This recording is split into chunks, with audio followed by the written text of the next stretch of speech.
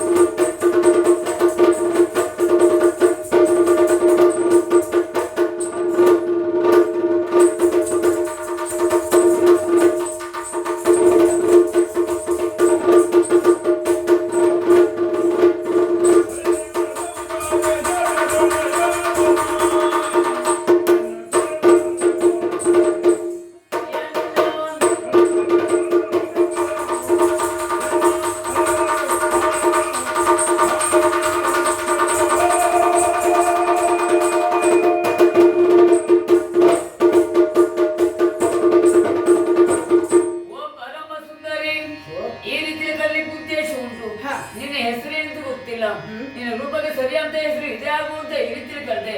ಇದು ವನಪ್ರಾಂತ್ಯ. ಈ ವನ ಸನ್ಮತಿಯಲ್ಲಿ ನೀನು ಓರ್ವಳೆ ಆ ಕಡೆಯಿಂದ ಈ ಕಡೆ ಸಂಚಾರ ಮಾಡ್ತಾ ಇದೆಯಲ್ವಾ?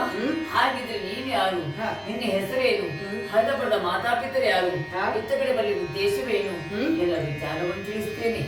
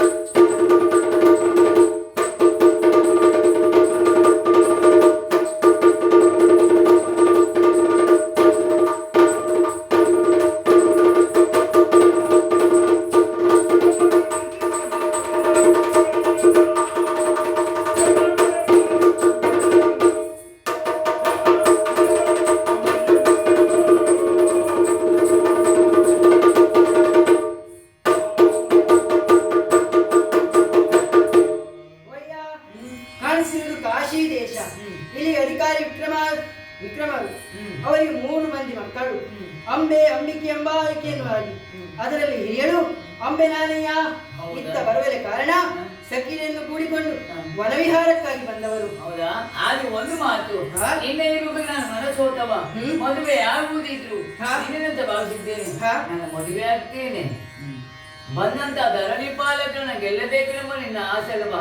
ಖಂಡಿತವಾಗಿ ಬಂದಂತ ಧರಣಿ ಪಾಲಕರನ್ನ ನಾನು ಗೆಲ್ತೇನೆಂಬ ಭರವಸೆ ನನಗುಂಟು. ಆದ್ರೆ ನೀನು ಮದುವೆ ಆಗ್ತಾ ಅಲ್ವಾ? ಆಗ್ಲಿ ಅಂತೆ ಬಾ ಹೀಗೆ